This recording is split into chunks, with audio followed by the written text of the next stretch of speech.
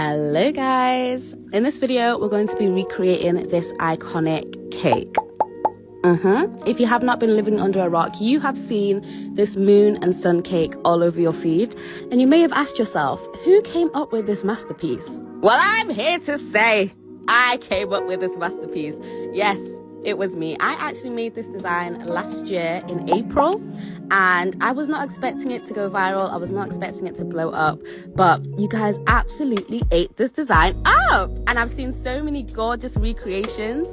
Sorry, just had to interrupt my line of thought because this cake is so cute and tiny. But yeah, so many people have recreated this cake, and it makes me so happy when I do get tagged, and most of the time I don't get tagged. Like I said, it does not bother me. I don't think you have to tag absolutely every time you recreate somebody else's work. However, I'm just here to say, yes, I made this design, and let me tell you how I came up with it. So I've seen the Crescent moon cake, right? And then I was like, what a waste of cake. Where does the other cake go? So then I was like, let me just make it smaller and shove it back in there and call it a moon. I mean, a sun. And I did, and it looked absolutely gorgeous.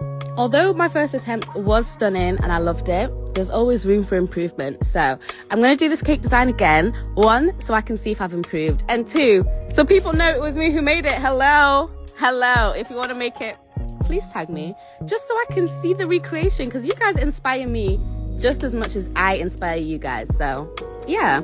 So I kept the cake navy just because I think this color looks amazing. I used Wilton navy, a little bit of royal blue, and then some black. And then now I went in with a reverse shawl border all over because it just looked more regal.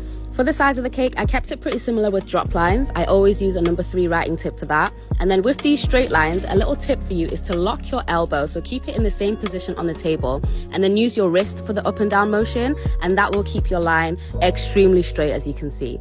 And then a new addition, I piped these cute teeny tiny stars on the sides, and then I went back in with my gold luster dust mixed with some rejuvenator spirit, and I used this. Don't use this glitter pump. Oh my days, the way this thing was leaking, my kitchen was literally dripping in gold. And normally I would love that, like, yes, please, but in this instance, no thank you. But anyway, after placing on my fondant sun and moon, I then piped this cute shawl border using a number 14, and then put it in the fridge. Once it was completely hard, I then painted on some more gold luster dust mixture, and then I went in with some big chunky sprinkles in between each gap of the drop lines just to hide that seam. Oh, and I painted the stars gold, yes. And then I used my offset spatula to help me slide the cake into that crescent gap, and then I piped another shawl border, and I painted the stars gold. Sorry guys, do you prefer when I just narrate what I'm doing on the screen, or would you rather me, I don't know, tell you a story about my life? Because sometimes, yeah, if I'm not describing what I'm doing, people are like, what are you doing? And I'm like, are you not seeing?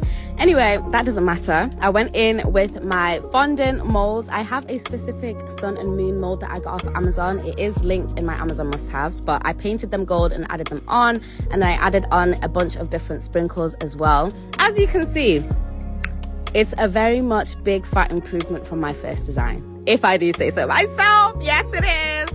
I finished off the cake with some gold glitter and also some navy glitter. Yeah, and here is how it came out. Oh guys, I love it. Should I say it again? I love it. Like, it literally looks like a book cover. It's so mysterious and moody and romantic. Oh guys, I'm literally obsessed, and I think it's a massive improvement from my first design. I used a different luster dust, which is more of a bright gold, and here it is side by side. As always, let me know what you guys think, and I'll see you in the next one. Bye cuties.